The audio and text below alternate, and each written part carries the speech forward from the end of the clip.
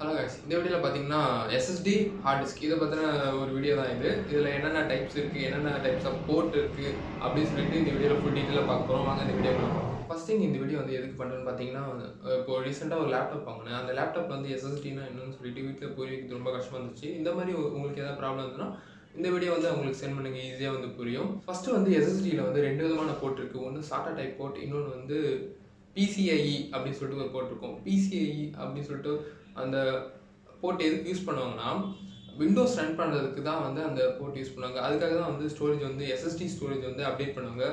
இந்த PCIe port எப்படி look like எப்படி இருக்குன்னு பார்த்தீங்கன்னா வந்து ஒரு SSDனா என்னன்னு பார்த்தீங்கன்னா வந்து solid state drive.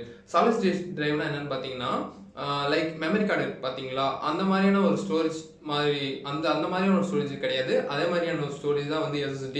Most of SSD வந்து எதுக்கு யூஸ் பண்ணுவாங்க பார்த்தீங்கன்னா வந்து விண்டோஸ் ரன் பண்ணுறதுக்காகவும் ஹை ஸ்பீட் டேட்டா வந்து ட்ரான்ஸ்ஃபர் பண்ணுறதுக்காகவும் தான் யூஸ் பண்ணுவாங்க. நிறைய ஸ்டோரேஜ் ஸ்டோர் பண்ணுறதுக்கு இதை வந்து யூஸ் பண்ண மாட்டாங்க. ஏன்னு பார்த்தீங்கன்னா வந்து இதோட காஸ்ட் வந்து ரொம்ப அதிகமாக இருக்கும். SSDயில் வந்து விண்டோஸ் ரன் பண்ணுறாங்கன்னா அப்போ தான் வந்து விண்டோஸ் வந்து ஸ்பீடு வந்து ரொம்ப அதிகமாக இருக்கும். ஏதோ ஒரு ஃபைல் ஆக்சஸ் பண்ணுறதுனாலவும் இல்லை இப்போ ஃபோட்டோஷாப் வந்து உள்ளே போகும்போது அந்த அப்ளிகேஷன் சீக்கிரமாக ஓப்பன் ஆகிறதுக்கும் வந்து ரொம்ப யூஸ்ஃபுல்லாக இருக்கும். சிம்பிளாக பார்த்தீங்கன்னா உங்களோட விண்டோஸ் வந்து ஆக்சஸ் வந்து ரொம்ப ஸ்பீடாக இருக்கும். இப்போ வந்து நம்ம ஹார்ட் டிஸ்க் பார்ப்போம். ஹார்ட் டிஸ்க் பார்த்தீங்கன்னா வந்து ரெண்டு விதமான hard disk, desktop type hard disk இருக்கும். ரெண்டாவது வந்து லேப்டாப் டைப் ஹார்ட் டிஸ்க்கு. இதில் என்ன டிஃப்ரென்ஸ் பார்த்தீங்கன்னா சைஸ் தான் டிஃப்ரென்ஸு. டெஸ்க்டாப் பார்த்தீங்கன்னா ரொம்ப பெருசாக திக்காக இருக்கும். லேப்டாப் பார்த்தீங்கன்னா ரொம்ப சின்னதாக இருக்கும்.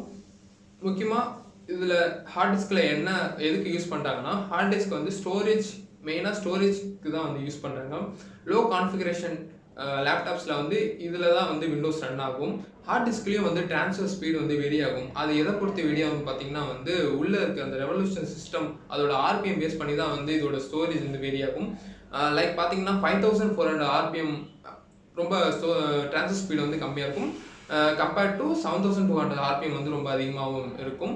7200 RPM வந்து ரொம்ப காஸ்ட் வந்து ரொம்ப ஹையாக இருக்கும். அதனால் வந்து 5400 வந்து ஓகேவாக இருக்கும். SSDயில் இருக்கிற ரெண்டு விதமான போர்ட் மாதிரியும் ஹார்ட் டிஸ்க்லேயும் ரெண்டு விதமான போர்ட் இருந்துச்சு. ஒன்று வந்து பேட்டா டைப், இன்னொன்று வந்து சேட்டா டைப்பு.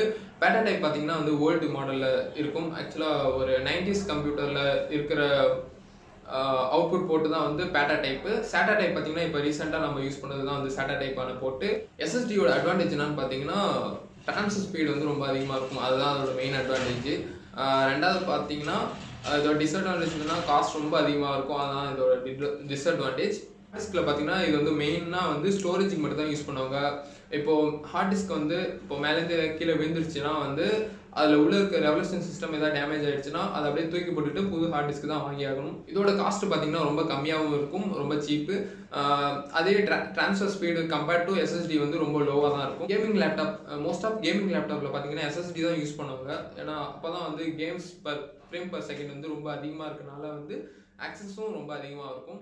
இந்த வீடியோ பிடிச்சிருந்தா லைக் பண்ணுங்கள், உங்கள் ஃப்ரெண்ட்ஸ்க்கெல்லாம் ஷேர் பண்ணுங்கள்.